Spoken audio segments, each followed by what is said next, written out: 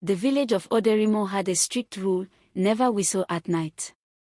The elders warned that it invited spirits, but nobody knew the truth until the night turned broke the rule. It was the eve of the New Yam festival, and the village square was alive with excitement. Men returned from the farms with baskets of yam, while women in Iro and Buba prepared pounded yam and egusi soup. Drums echoed as masquerade dancers rehearsed. Tund, a stubborn young man, laughed as his friends obeyed the rules like frightened children. "You all still believe in these old tales," he scoffed. "There are no spirits in Aderemo, just fear in your hearts." His best friend, Colonel, shook his head. "It's not a joke, Tund. My grandfather once said a hunter whistled at night and never returned." "Nonsense." Tund rolled his eyes. "I'll prove nothing happens when you whistle at night." That night, while the village slept, Tund sneaked out. He walked to the village square, stood under the ancient Iroko tree, and let out a sharp whistle. The wind changed instantly. The warm night air turned icy. The leaves stopped rustling. The distant hoot of an horned owl fell silent. The village held its breath.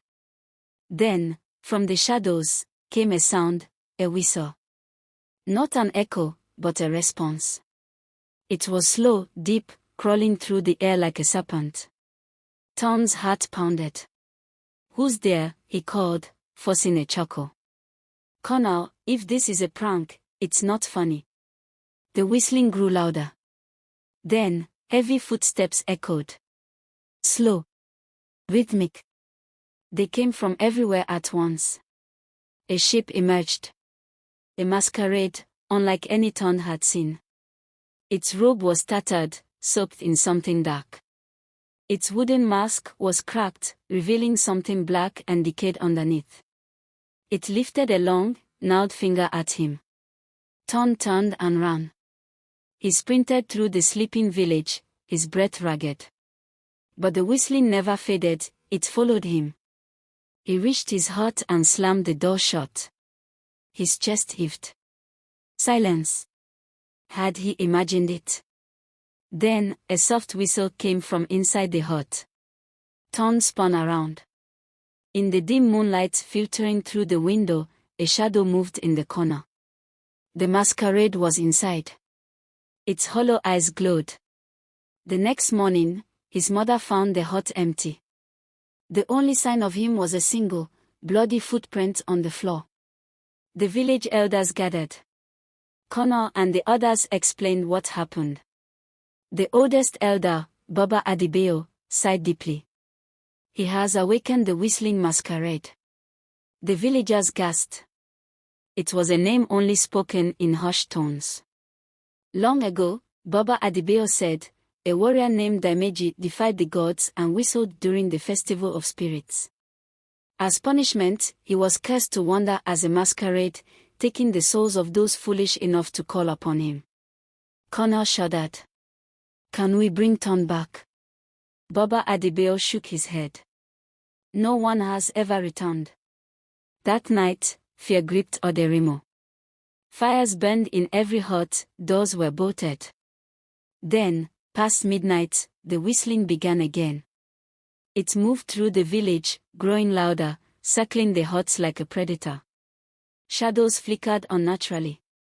Colonel lay awake, sweating. A shadow passed by his window. The whistling stopped, right outside his door. He clutched his mother's old coral beads and shut his eyes. The door creaked. He heard breathing. Something moved inside.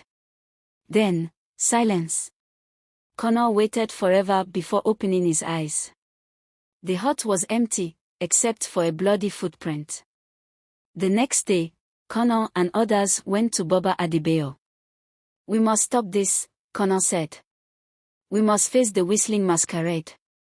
Armed with charms blessed by the priest, they entered the forest at night, following the whistle. The air turned freezing. Shadows twisted. They saw it, standing under the Iroko tree. The masquerade turned its hollow eyes upon them. The whistling grew deafening. Connor raised his charm and shouted the incantation. The masquerade screeched as the ground cracked open beneath it. With a final, haunting whistle, it vanished into darkness. The village never heard the whistling again. But every New Yam festival, when the drums are loudest, some say they feel a cold breath on their necks and hear a distant whistle.